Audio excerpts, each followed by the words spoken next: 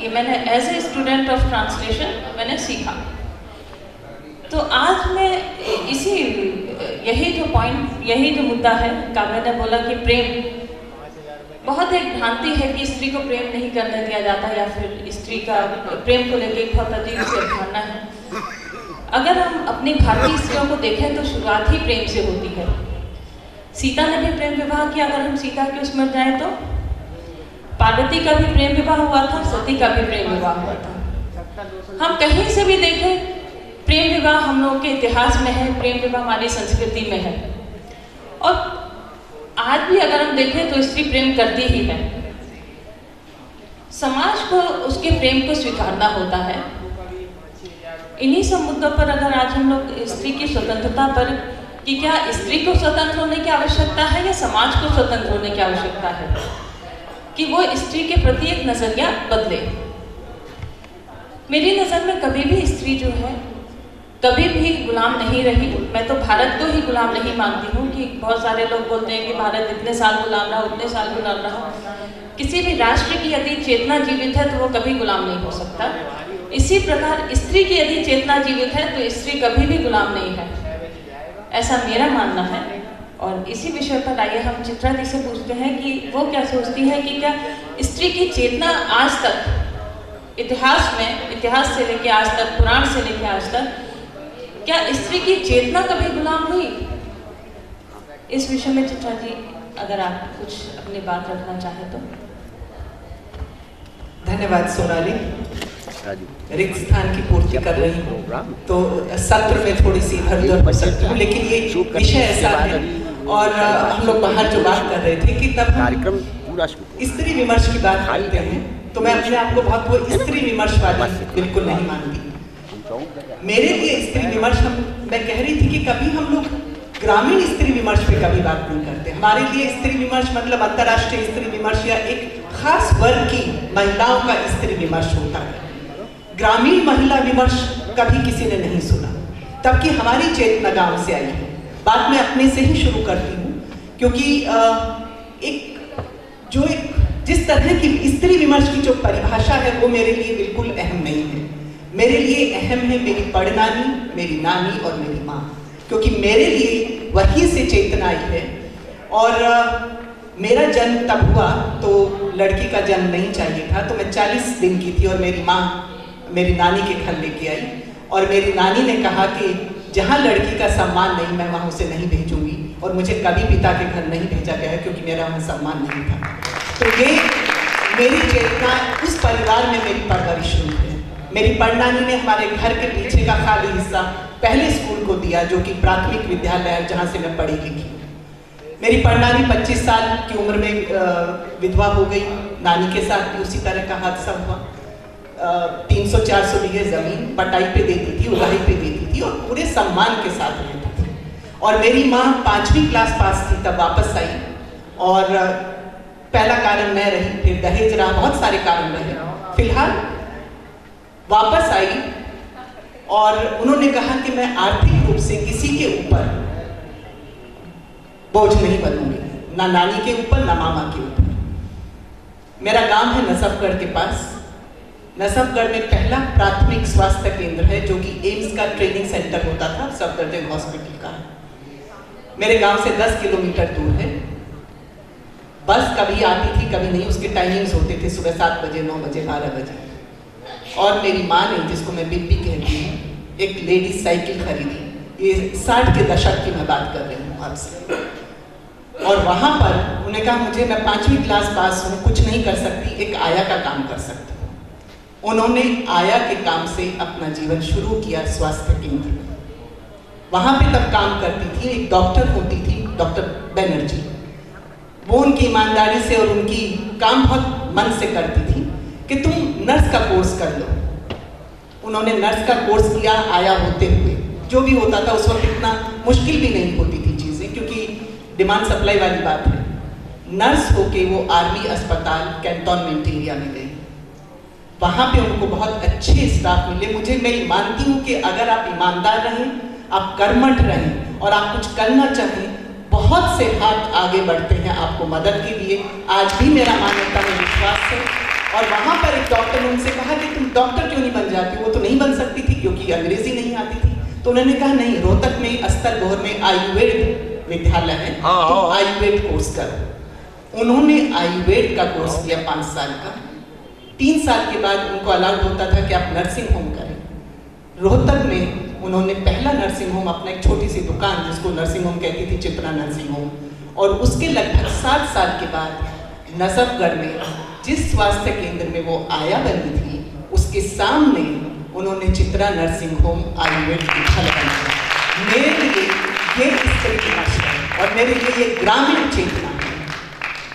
मैं यहीं से अपनी बात समाप्त करती हूँ।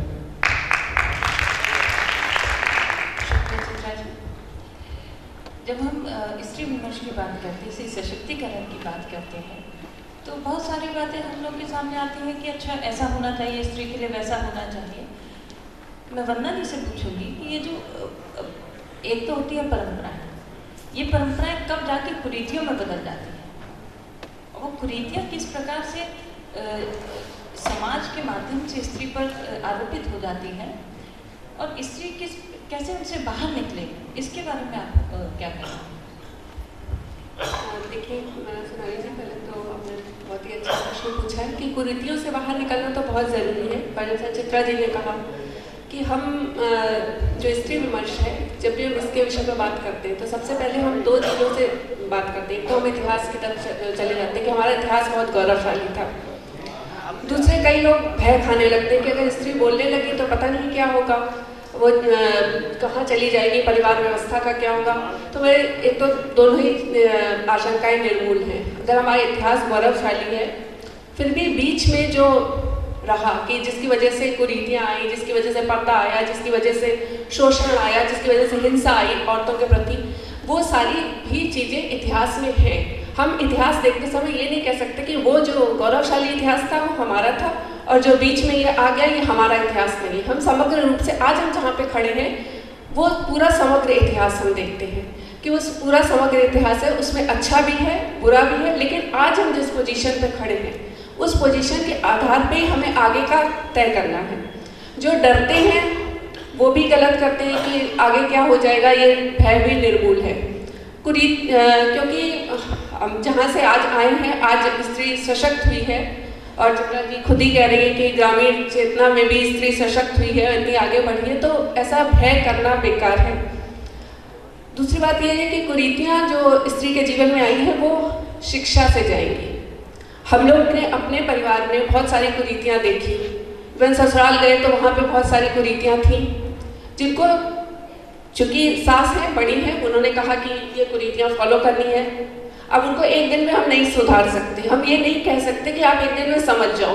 जब हमें समाज को सुधारना होता है तो एक दिन में नहीं होता, क्योंकि वो हम लाठी लेकर के नहीं सुधार सकते समाज को। तो धीरे धीरे बताना पड़ता है। धीरे हमको शिक्षा मिल गई, हमें पता है, उनको नहीं मिली। तो ये जो संघर्ष है ये धीरे धीरे करने वाली चीज़ है। धीरे पहले उनकी बात मानी, उनको फॉलो किया कि ठीक है, आपको पसंद है, आपको खुशी है, हमको परिवार में लेके चलना है, तो हमने उसको फॉलो किया, उस चीज़ को ना चाहते हुए। ये लेकिन अंदर से था कि इस चीज़ को हमें रोकना है, इसको बदलना है। तो फिर धीरे धीरे करके उनको समझाया, समझाने से वो कुरीति गई। और आज बहुत सारी कुरीतियाँ, मतलब मेरे अपने परिवार में बहुत सारी कुरीतियाँ जो मानी जाती थी, बहुत सारा विश्वास माना जाता था, सब दूर हो गया। तो वो धीरे धीरे होता है, क्योंकि अगर जो लड़की अगर आज कहेगी, जैसे बहुत सी लड़कियाँ कहती हैं कि एक दिन में ठीक हो जाने वाली भी चीज़ नहीं होती, कई चीज़ें धीरे धीरे ही असर करती हैं। धन्यवाद। हमारे बीच काव्या है, मैं उनसे भी एक प्रश्न पूछूंगी। आप कविता लिखती हैं, मुझे बहुत अच्छी लगी आपका गीत। आपने लिखा था मम्मी का? अच्छा, ज्योत्सना जी का? हम लोग जैसे मैं ट्रांसलेशन की और थोड़ा सा ट्रांसलेशन के माध्यम से मैंने थोड़ा सा इतिहास के में पूछने की कोशिश की। अभी मैं भारतीय स्त्रियों की पूरी श्रृंखला पर काम कर रही हूँ कि कौन सी युग में किस किस स्त्री ने क्या क्या काम किया। और ऐसे ही मेरा एक स्त्री चरित्र से परिचय हुआ, सुलभा, ऋषि सुलभा थी वो, सन्यासिनी सुलभा। उन्होंने जनक के ये महाभारत के मोक्ष पर्व में ये उल्लेख है चित्रवन कि वो जब भीष्म थे, उनको भीष्म से जब युधिष्ठिर जाते हैं पूछने मोक्ष के बारे में, तो वो राजा जनक और सुलभा के बीच में हुए शास्त्रार्थ के बारे में उन्हें बताते हैं। सुलभा एक सन्यासिनी थी और उन्होंने विवाह नहीं किया था, जो उसी पर्व में आगे जाकर वो बोलते हैं कि मैंने इसलिए विवाह नहीं किया था क्योंकि मुझे अपने योग्य कोई मिला नहीं, और मैं अपने से जो बौद्धिक स्तर में मुझसे जो नीचे स्तर पर है मैं उससे विवाह नहीं कर सकती। और जब जनक ने उनसे बहुत बातें की, वो सूक्ष्म रूप रखकर वो योग की शक्ति से उनके मस्तिष्क में प्रवेश कर गई थी और बाकी सारा शास्त्रार्थ वहीं पर हुआ था। जनक ने उनसे बोला कि आप स्त्री होकर ऐसे कैसे बातें कर सकती हैं? तो सुलभा ने उनको बोला कि आप स्त्री और पुरुष स्व जब हम आत्मा की बात करते तो उसमें स्त्री और पुरुष नहीं होता। तो काफ़ी आप नई पीढ़ी की हैं, मतलब कई सारी बातें मुझे भी नहीं पता, मुझे तो 0% भी नहीं बातें पता है। एक नई पीढ़ी आती है, वो अपने माइंड में ये सारी बातें रखकर आती है कि भारतीय स्त्री तो थी ही पिछड़ी और भारतीय स्त्री को कोई अधिकार नहीं था। लेकिन इसके विपरीत हम पाते हैं कि भारतीय स्त्री को ही अधिकतर अधिकार थे। बाद में कुरीतियों के माध्यम से जो भी अधिकार थे वो हो गया। ज्ञान परंपरा एक थी, वो स्त्रियों की ज्ञान परंपरा अलग थी। तो आपके माध्यम से ऐसा क्या होना चाहिए कि नई पीढ़ी की लड़की, जो नई पीढ़ी में जो लड़कियां लिख रही हैं, वो अपनी समृद्ध ज्ञान परंपरा पर थोड़ा सा ध्यान दें, या फिर वो किस तरीके से जान सकती हैं, ये आप थोड़ा सा हम लोग को बताएं।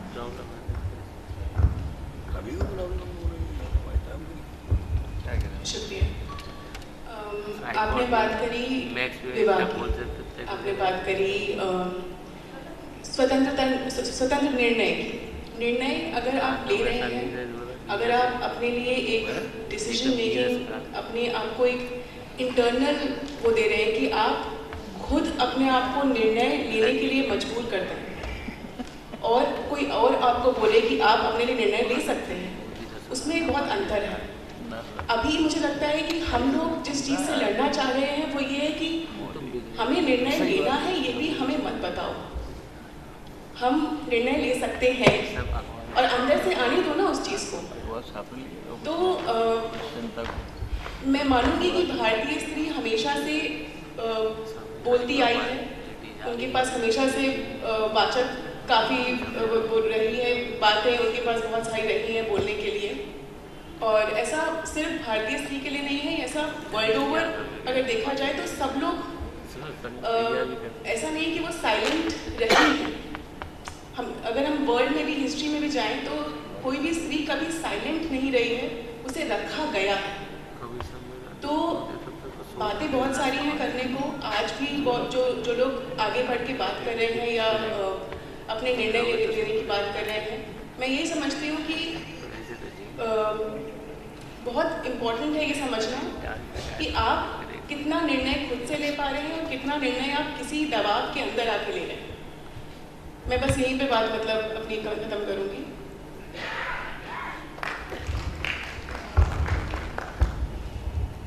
शुक्रिया काव्या। अब अगला सवाल मैं फिर चित्रा से मैम से पूछूं।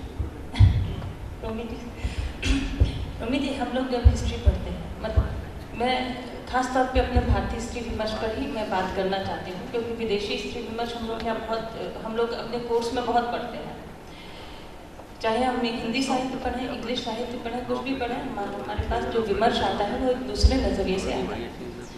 मैं आपसे ये पूछना चाहती हूँ कि जब हम लोग, हमारे जो योद्धा स्त्रियाँ रही हैं और बहुत सारे और भी नायिका, जैसे कश्मीर की एक रानी रही है कोटा रानी, जब मैंने उनकी कहानी पढ़ी, क्योंकि मुझे किसी ने एक आर्टिकल दिया था अनुवाद करने के लिए, अनुवादक होने का थोड़ा सा एक फ़ायदा हो जाता है। अनुवादक होने का एक सबसे बड़ा फ़ायदा ये होता है कि आपके पास पढ़ने के लिए बहुत कुछ होता है, और जब आप पढ़ते हैं तो जब हम लोग अनुवाद करते हैं तो अनुवाद करने के केवल वर्ड टू वर्ड ही नहीं, थोड़ा सा उसमें घुस कर मुझे अनुवाद करना मज़ा आता है।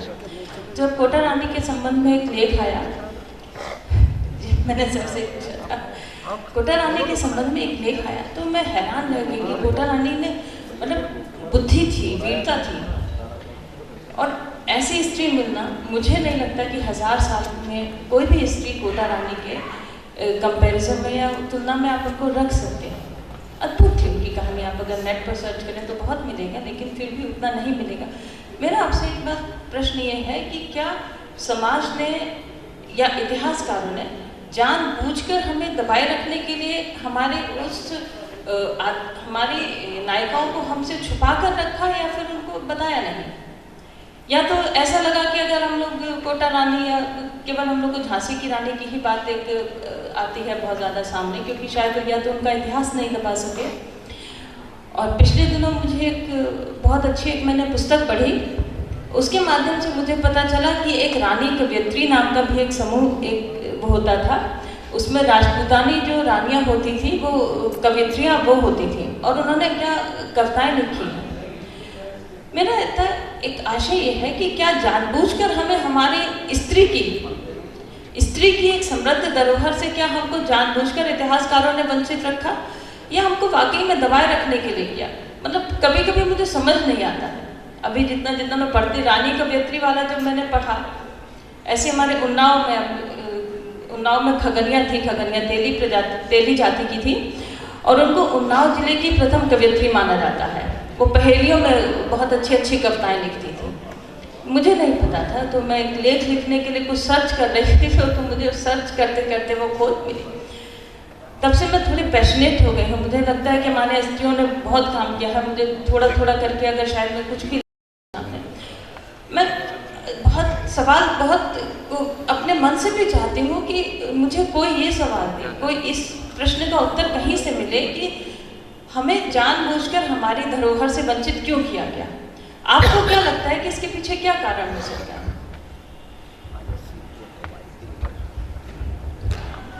इस प्रश्न के 2-3 पहलू हैं। पहली बात, लड़ाई यहाँ स्त्री की इतिहास से नहीं है, इतिहासकारों से नहीं है। हमने सत्ता बहुत सारे सामाजिक परिवेश हुए, वैदिक रीति के बाद जब हम देखते हैं लगातार मुगल पीरियड तक आते आते, तो पुरुष सत्ता हावी होती चली जा रही है। हमारी लड़ाई पितृसत्तात्मक सोच के खिलाफ है, किसी पुरुष के खिलाफ नहीं है।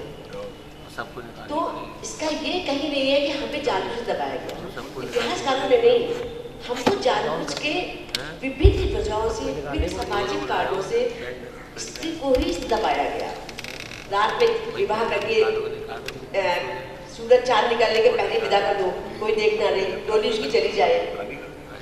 कन्यादान, भाई क्यों कन्यादान करें? आपने अपने बेटा दान तो नहीं किया कभी।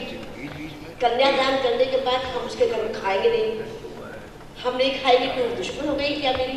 खाते तो पानी तो दुश्मन के घर नहीं पीते हैं, बेटी को भी दुश्मन मान लिया गया, हम बेटी के घर का पानी नहीं पिएंगे।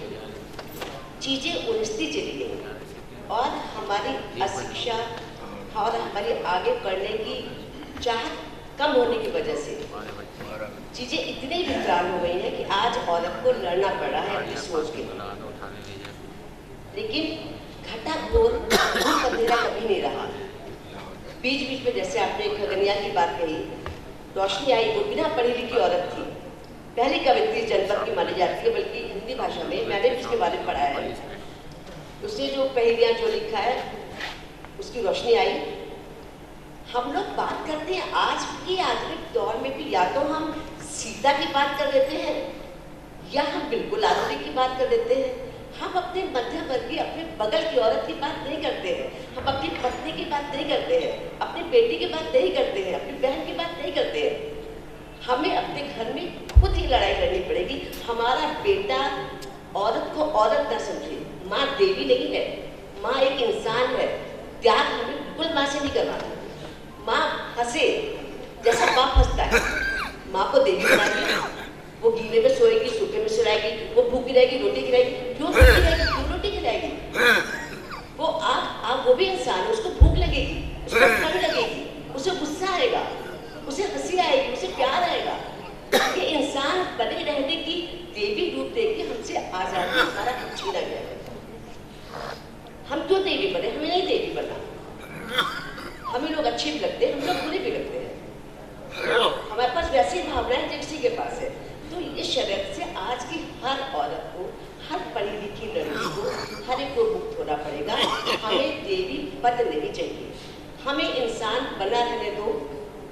हमारे पास सब कुछ वैसा ही है जो किसी के पास है, और हम अपने बेटे को ये संस्कार दे रहे हैं, बेटे को, अपने भाइयों को, किसी भी औरत को औरत मत समझो। तुम्हारी जैसी हाड़ मास की एक पुतली है, थोड़ी सी संरचना अलग है देह की, बाकी दिमाग वैसे ही है, सब कुछ वैसे ही है। हमें बेटों को ये, और आप भी, मैं सारी बहनों से, सारी बेटियों से, सारी सखियों से, सबसे अनुरोध करती है, ये लालच छोड़ दो कि हमें देवी बनना है। खुल के हंसो, खुल के गुस्सा करो। सजना है सजो अपने लिए, नहीं सजना है मत सजो अपने लिए। अपने निर्णय लो, छोटी छोटे निर्णय लो। मेरा मूड खराब है, मैं नहीं कंघी करूँगी, मैं इसलिए कंघी नहीं करूँगी कि ब्लाउज बनाने वाला शाम को मैं तैयार होकर बैठूँ, मैं नहीं बैठूँगी तैयार होकर। छोटे से निर्णय लेंगे, मैं खुश होकर तैयार हो जाऊँगी। मुझे नहीं दिखाना कि मैं सच के नहीं आऊँगी आपके सामने, क्योंकि आप कभी सच के मेरे लिए नहीं आते। छोटी छोटी बातें अगर हम लोग आज देवी पद का मुँह छोड़ के जीवन जीते रहने की बात कर ले, तो शायद पूरी औरत जाति का सबका उद्धार करें।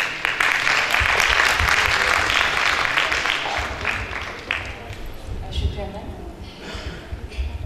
मैम ने बहुत ज़्यादा उत्साह मेरे अंदर भर दिया है, और ज़्यादा उत्साह से प्रश्न पूछ सकती हूँ बिना किसी से। उसमें दबाया गया तो उसकी वजह क्या थी? स्त्रियों की जो चीज़ें सोच सामने नहीं आ पाई, किसी न किसी तरह से उसको दबाया गया, उसकी वजह क्या थी? इसमें आप लोगों में से जो भी उसको सही बता सके।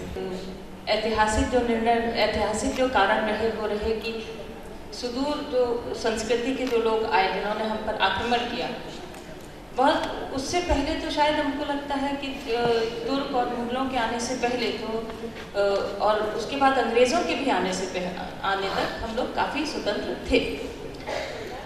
अभी पिछले दिनों मैंने एक पुस्तक है, उसका अनुवाद किया। झारखंड के आदिवासियों की, आदिवासी तो मैं शब्द प्रयोग नहीं करती, वनवासियों के ऊपर वो पूरी पुस्तक थी, उनकी संस्कृति के ऊपर। तो वनवासी संस्कृति में भी और हम लोग की संस्कृति में भी, जहाँ तक हम लोग वस्त्र वगैरह देखेंगे तो हम लोग एक उन्मुक्त संस्कृति के थे। वो लोग जहाँ से आए, शायद वो अपनी पत्नियाँ, जो सैनिक आए वो अपनी पत्नियाँ नहीं लेकर आए, शायद लेकर आ भी नहीं सकते थे। जब उन्होंने यहाँ पर वो संस्कृति देखी होगी, तो स्त्री की देह आज भी सबसे बड़ा हथियार है किसी भी युद्ध में, और उस समय तो और भी बड़ा हथियार रहा होगा। स्त्रियों को आप इतिहास पढ़िए तो इतिहास में सब है, और ये हर जीतने वाला व्यक्ति करता था कि वो स्त्रियों को, हारी हुई स्त्रियों को, हारे हुए पुरुषों की स्त्रियों को अपना गुलाम बनाता था।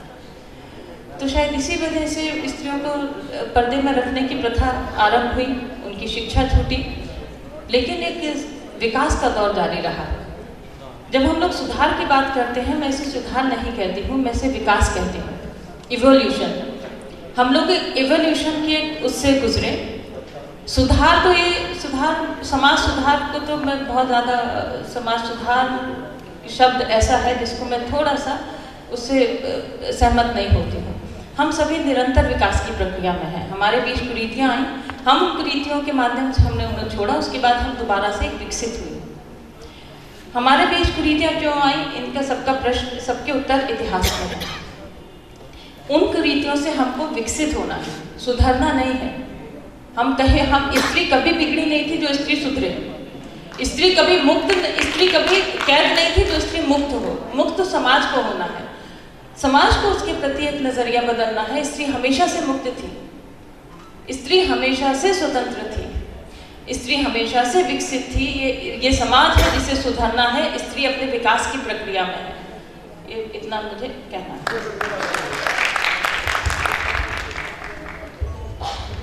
उमा जी, मुझे लगता है आपके प्रश्न का ये है, हम लोग स्वतंत्र थे, बात सच है।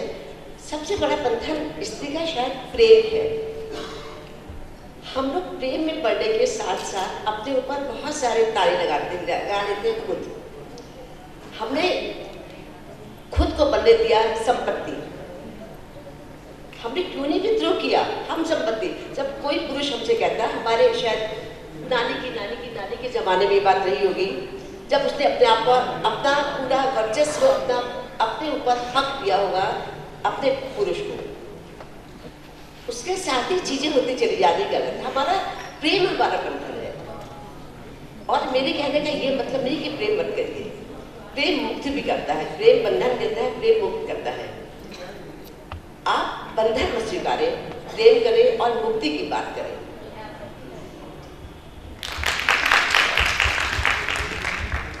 जब आपने बात करी कि बीच में जो दबाया गया है स्त्री को, उस पर मैं एक बस बात कहना चाहूँगी कि जब पूरे देश को दबाया जा रहा है, उस टाइम पे अगर दो मर्दों के बीच कभी भी फाइट होएगी तो हमेशा स्त्री एक प्रॉपर्टी के हिसाब से उनके बीच बढ़ती आएगी। एंड ये हिस्ट्री का पैटर्न कह लीजिए या क्या बोलेंगे, मानसिक प्रॉब्लम कह लीजिए मर्दों की, या कुछ ये कह लीजिए कि इस तरह से हम लोग होते आए हैं कि स्त्री को दबाना मर्द को उठाने के बराबर। तो जहाँ कोई एक पूरा देश दब रहा है, वहाँ पे जो उसका जो ऑलरेडी दबे हुए हैं, मैं थोड़ा सा डिफ़र करती हूँ इस पॉइंट से कि हम लोग हमेशा से आज़ाद रहे हैं, हमेशा से हमारे पास ज़बान रही है, हमेशा से हम लोग बोलते आए हैं, लेकिन हमेशा से ये भी रहा है कि हम क्या कितना कब बोल सकते हैं, उस पर थोड़ा तो मतलब हक ज़्यादा इधर रहा है। हाँ, तो वो स्तर जो है, वो स्तर एक इनविजिबल स्टेप जो ऊपर है, वो हमेशा से रहा है और वो आज भी है।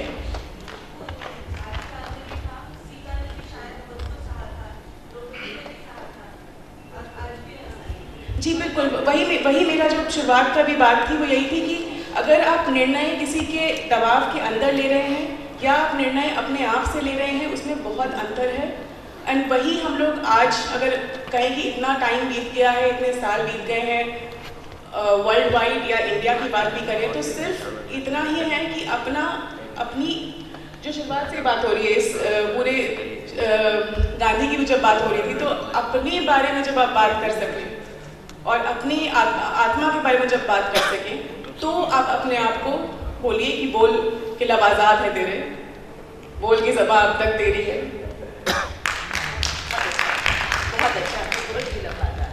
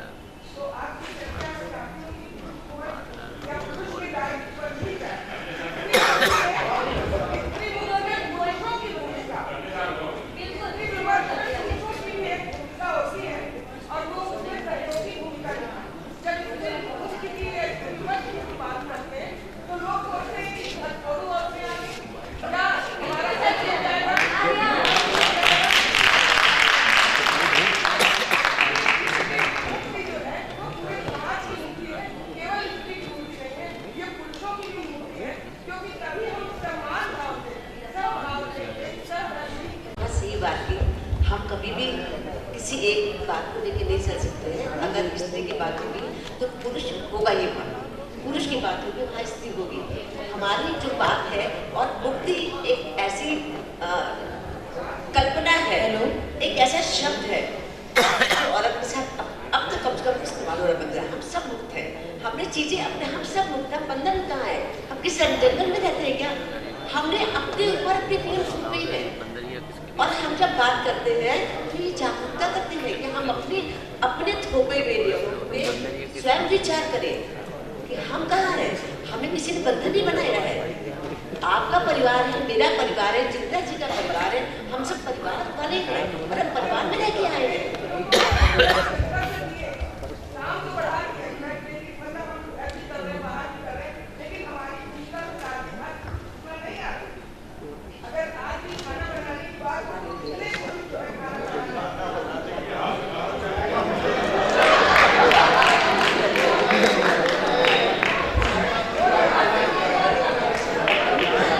कामायनी जी एक प्रश्न करेंगी, एक प्रश्न कामायनी की तरफ से। ठीक है जी, एक प्रश्न का आप जवाब दीजिएगा। नहीं, जवाब तो यही है कि इन्होंने कहा कि स्त्री विमर्श क्यों, पुरुष विमर्श क्यों नहीं, तो मैं कहूँगी मानव विमर्श क्यों नहीं। बहुत सीधी सी बात है, मानव विमर्श की बात करते हैं तो स्त्री पुरुष का बहुत हो चुका। जी मैं यहाँ पर नमस्कार मेरा सभी को यहाँ पर, मैं डॉक्टर कामायनी शर्मा। मैं यहाँ पर कोई प्रश्न नहीं पूछना चाहती हूँ, यहाँ पे एक अपना अनुभव बताना चाहती हूँ। मैं वैसे केमिस्ट्री से MSc हूँ और मुझे केवल बहुत रुचि थी हिंदी साहित्य में, क्योंकि मेरे पिताजी प्रोफेसर विश्वम्भर अरुण वरिष्ठ आलोचक थे, तो उनके सानिध्य के कारण मैंने हिंदी में MA करने का निर्णय किया। तो जब मैं पढ़ रही थी तो वो मेरी शादी चूँकि हो चुकी थी और मेरी उस समय छोटी बेटी भी थी, वो सब मात्र 2 साल की थी। तो वो मुझे घनानंद पढ़ा रहे थे और उसी में उन्होंने मुझे उल्लेख अलंकार का एक उदाहरण दिया। वो उदाहरण था, ये मेरी गोदी की शोभा सुख सुहाग की है लाली, शाही शान भिखारिन की है मनोकामना मतवाली। अब चूंकि उन्होंने कहा कि जब एक ही बात को हम बहुत सारे उदाहरण के साथ में देते हैं तो वहाँ पर उल्लेख अलंकार होता है। तो मुझे वो बड़ी अच्छी लगी, क्योंकि मैं उस समय एक बेटी की माँ भी थी। तो मैंने तुरंत कहा, मैंने नोट किया और मैंने कहा किसने लिखी है। उन्होंने कहा ये सुभद्रा कुमारी चौहान ने लिखी है। मैं थोड़ी चौंक गई। मुझे ये लगा कि हम तो उनको वीर रसी कवियत्री के नाम से जानते हैं, खूब लड़ी मर्दानी, वो तो झांसी वाली रानी थी। तो उन्होंने कहा कि हाँ बेटा, वो उनके व्यक्तित्व का एक आयाम था, उसके अलावा उन्होंने बहुत सी ऐसी कविताएं लिखी हैं जो आध्यात्म से भी जुड़ी हैं, पति प्रेम से भी जुड़ी हैं, दाम्पत्य की भी हैं और बच्चों के लिए भी हैं। तो कुछ नहीं, मैंने उसमें बाद में MA करने के बाद में कहीं मेरे मन में था। तो फिर जब PhD का ख्याल आया तो उन्होंने कहा कि किस विषय पे करोगे। तो मैंने कहा सुभद्रा कुमारी चौहान के लिए मेरे मन में आता है। तो उन्होंने ठीक है। तो खैर फिर उनकी डेथ हो गई, लेकिन फिर मैंने अपनी ही कोशिश से, अपने ही प्रयास से काम किया और मुझे बहुत ही आश्चर्य हुआ जब मैंने उनके ऊपर शोध किया कि कितनी बड़ी स्त्री विमर्श की वो रचनाकार थी, कहाँ से वो उठी थी, कहाँ पर वो पहुँची। वो प्रथम सत्याग्रही थी और ऐसे परिवार में जन्मी थी जहाँ उनकी माँ धीराज कुंवर, जिनके लिए कहा जाता था कि वो एक बार जब घर में गई तो वहाँ से ये था कि वहाँ पे परंपरा थी कि आपके ऊपर बढ़कर ही बाहर निकलना है। तो ऐसे घर में वो जन्मी थी। वहाँ पर जब उनके साथ में जो पढ़ाई लिखाई थी वो थी नहीं, घर में ही उनके भाई कुछ बता देते तो वो उससे सीख लेती थी। तो उन्हीं के घर में घटना हुई कि उनकी बड़ी बहन जो चाचा की बेटी थी वो विधवा हो गई और वो घर पे छोटे बेटे को लेकर आई। तो घर में ये हुई चिंता कि अब इसका जीवन कैसे यापन होगा। तो इसलिए फिर व्यवस्था की गई कि इनको पढ़ने भेजा जाए, सब लड़की लड़कियों को। तभी 4 लड़कियां पर्देदार तांगे में बैठकर पढ़ने जाती थी क्रासवेद कॉलेज स्कूल इलाहाबाद का। फिर वहीं पर उनकी व्यवस्था हुई कि वहीं पे रहा जाए। वहीं पर उनकी महादेवी जी से भेंट हुई। वो 7th क्लास में थी, महादेवी जी 8th में थी। महादेवी जी छुप छुप कर कविताएं करती थी। तो सुभद्रा कुमारी चौहान ही थी जिन्होंने इसका उद्घोषण किया कि ये कविताएं करती है अपनी मैथिली किताबों में। तो देखा जाए तो इतनी बड़ी कवियत्री को सामने लाने का श्रेय किसको जाता है? श्रीमती सुभद्रा कुमारी चौहान। उसके बाद जब वो 10th में आई तो उन्होंने सीनेट हॉल में भाषण दिया। उस भाषण को सुनकर वहाँ की एक टीचर ने कहा कि ये लड़की बहुत आगे जाएगी। अब चूंकि वो ऐसे घर की थी तो उनके भाई ने कहा कि मेरी बहन को मैं ऐसी शादी नहीं कर सकता कि जहाँ पर इसका जो जितना भी उसका रूप है वो सब दबके रह जाए। तो उन्होंने उनकी शादी के लिए लक्ष्मण सिंह जी को देखा। वो भी क्रांतिकारी थे। तो दोनों पति पत्नी फिर क्रांतिकारी बने और इसके बाद में आप सभी जानते हैं क्या क्या हुआ। और जो उनके पति थे वो कदम कदम पर उनके सहायक हुए, कभी भी उन्होंने उनका पथ नहीं रोका। तो बस मैं यही कहना चाहती हूँ कि इस पे आप समझ सकते हैं कि स्त्री भी जो सहायता करती है तो पुरुष भी करते हैं। उनके भाई ने भी साथ दिया, उनके पति ने भी साथ दिया। बस इतना मैं कहना चाहूँगी। धन्यवाद।